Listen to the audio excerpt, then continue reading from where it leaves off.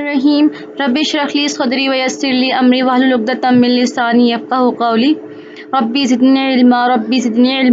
ज़िदनी इल्मा।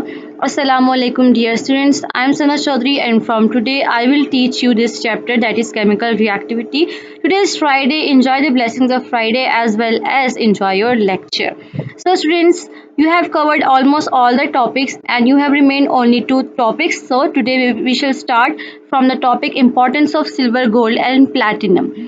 Friends, दो paragraph आपको नज़र आ रहे हैं जो मैंने हाईलाइट भी कर दी हैं आपके लिए. First paragraph is about importance of silver and gold and second paragraph is about importance of platinum. इनको आपने टू पार्ट्स में डिवाइड करके इस तरह से प्रिपेयर करना है और इसमें आपने सारा कुछ याद करना है. ठीक है.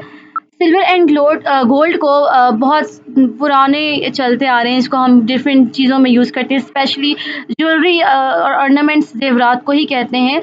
इन चीज़ों को हम बहुत पहले से सिल्वर और गोल्ड की ज्वेलरी बनाते आ रहे हैं, जेवरात इनके बनते आ रहे हैं, प्लस इसके फ्लैटवेयर भी बनते हैं.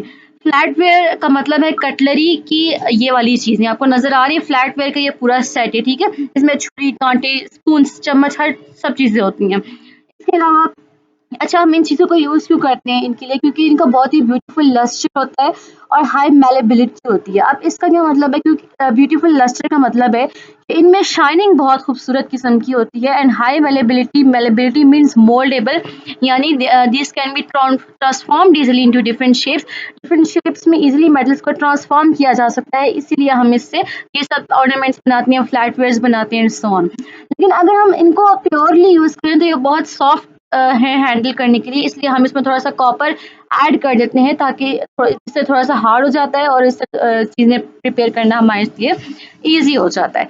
ठीक है.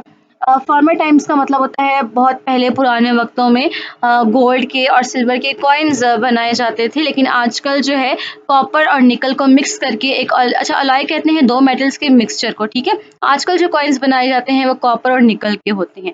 इसके अलावा सिल्वर जो है बहुत ही अच्छा कंडक्टर है फॉर इलेक्ट्रिसिटी एंड हीट, यानी इस वजह से इलेक्ट्रिसिटी और हीट बहुत अच्छे तरीके से पास कर सकते हैं. ठीक है. इसीलिए इसको यूटेंसिल्स बनाने के लिए भी यूज़ किया जाता है. यूटेंसिल्स का मतलब बर्तन वगैरह, ताकि इससे हीट अच्छे तरीके से पास कर जाती है, तो हम इसको फॉर कुकिंग पर्पसेस यूज़ कर सकते हैं. Light sensitive silver halides are used in photographic processes. Silver halide silver के क्यूबिक क्रिस्टल्स को कहते हैं. आयनिक क्रिस्टल्स होते हैं सिल्वर के क्यूबिक शेप में और वो फोटोग्राफिक प्रोसेसेस में यूज़ होते हैं. जो हम पहले पिक्चर जब बनती थी उनका एक नेगेटिव निकाला जाता था. ठीक है. प्रॉपर पिक्चर से पहले उनका एक नेगेटिव लिया जाता था, तो उस नेगेटिव लेने को फोटोग्राफिक प्रोसेस कहते हैं. ठीक है.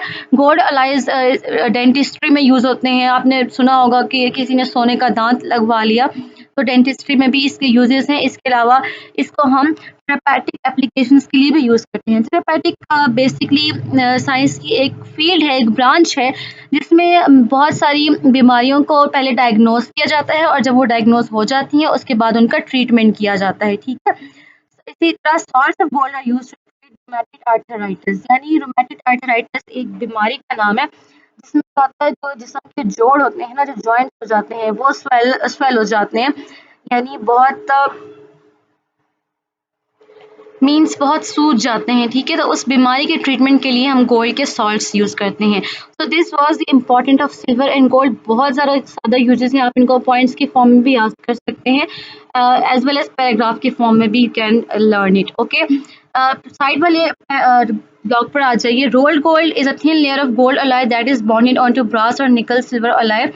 ब्रास या निकल सिल्वर अलॉय के साथ अगर गोल्ड को मिक्सअप कर दिया जाए तो वो एक नया अलॉय बन जाता है जिसको हम रोल्ड गोल्ड कहते हैं.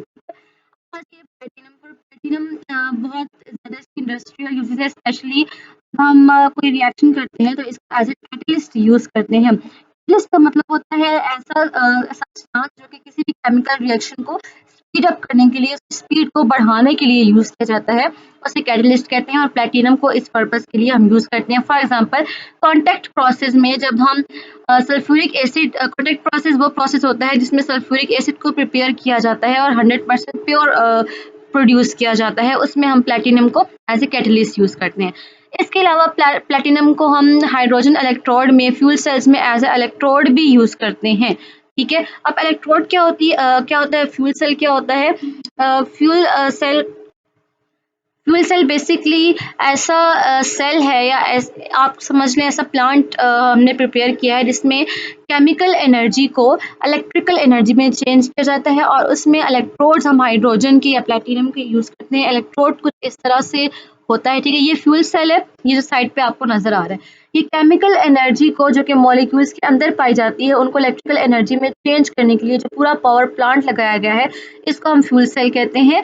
और इलेक्ट्रोड्स बेसिकली यूज होते हैं इलेक्ट्रोलिसिस में। इलेक्ट्रोलिसिस का प्रोसेस वो प्रोसेस होता है you have studied in chapter 4, जिसमें हम एक्वस सॉल्यूशन में अपने आयनिक कंपाउंड्स को डालते हैं और फिर उनके आयंस जो हैं वो सेपरेट हो जाते हैं। नेगेटिव आयंस पॉजिटिव इलेक्ट्रोड की तरफ मूव करते हैं और पॉजिटिव आयंस नेगेटिव इलेक्ट्रोड की तरफ मूव करते हैं। तो ये प्लेट्स जो हम डालते हैं ना, ये बेसिकली इलेक्ट्रोड्स होती हैं और ये होती हैं अक्सर प्लेटिनम की बनी हुई, राइट। तो इस तरह से हम प्लेटिनम को यूज़ करते हैं। इसके अलावा ऑटोमोबाइल एग्जॉस्ट जो है और यानी जो गाड़ियों का धुआं वगैरह होता है बहुत ज़्यादा एयर पोल्यूशन को बढ़ाता है। तो हम क्या करते हैं जो गाड़ियों में एक कन्वर्टर लगाए जाते हैं। कन्वर्टर का काम बेसिकली होता है कि जो कार्बन मोनोऑक्साइड और हाइड्रोकार्बन्स होते हैं ना उनको जल्दी बर्न कर देता है, जिसकी वजह से इतना ज़्यादा जो है पोल्यूशन वो इंक्रीज़ नहीं होती बल्कि थोड़ी कम प्रोड्यूस होती है। उन कन्वर्टर्स में हम प्लैटिनम को यूज़ करते हैं, ठीक है। इसके अलावा एक कंपाउंड है प्लैटिनम का ही बना हुआ जिसको हम सिस प्लैटिनम कहते हैं। इसको हम एंटी कैंसर एजेंट के तौर पर यूज़ करते हैं, यानी कैंसर के खिलाफ इसको हम यूज़ करते हैं। इसको यानी प्लैटिनम की भी बहुत ज़्यादा यूजेस हैं, इंडस्ट्रियल भी हैं, इसके अलावा मेडिकल यूजेस भी हैं और इसको हम कार्स वगैरह में भी यूज़ कर रहे हैं। So this is all about importance of silver, gold and platinum. इसके बाद हम चलते हैं टॉपिक 8.2 पर, that is non metals. Non metals का बिल्कुल उलट, यानी कि वो कंपाउंड जो हीट और इलेक्ट्रिसिटी पास नहीं कर सकते। पुअरली मीन्स उनमें से बिल्कुल भी पास नहीं हो सकती, ना ही इलेक्ट्रिसिटी और ना ही हीट, उनको हम नॉन मेटल्स कहते हैं। अब पीरियोडिक टेबल में ये किस जगह पर होते हैं और कितना पोर्शन इन्होंने घेरा होता है, ये बिल्कुल राइट कॉर्नर पर होते हैं, लाइक दिस। अब इसमें जो आपको ये ग्रीन वाले नजर आ रहे हैं ना, सारे ग्रीन जो हाईलाइट हुए हैं, ये सारे के सारे नॉन मेटल्स हैं। Carbon, nitrogen, oxygen, fluorine, sulphur, phosphorus, selenium, bromide, iodine, ये सारे के सारे नॉन मेटल्स हैं और ये सारे टॉप राइट कर्नर पर पाए जाते हैं, जैसे कि आप देख चुके हैं। नॉन मेटल्स जिस तरह मेटल बहुत इनकी शाइनिंग थे और वो मोल्ड किए जा रहे थे डिफरेंट शेप्स में, ये उसके बिल्कुल उलट होते हैं, बिल्कुल डल से होते हैं और मोल्डेबल भी नहीं होते, ब्रिटल सॉलिड्स होते हैं। ब्रिटल मीन्स कि ये इजीली इतनी ब्रेक नहीं हो सकते बल्कि हार्ड किस्म के होते हैं, ठीक है।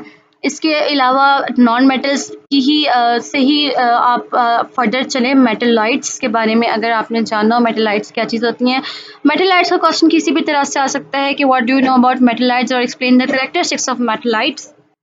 तो मेटलाइट्स बेसिकली मेटल और नॉन मेटल का मिक्सचर होता है, ठीक है, जो कि मिक्स्ड प्रॉपर्टीज़ हों, जिसमें मेटल की भी हो नॉन मेटल की भी हो, उनको मेटलाइट्स कहते हैं।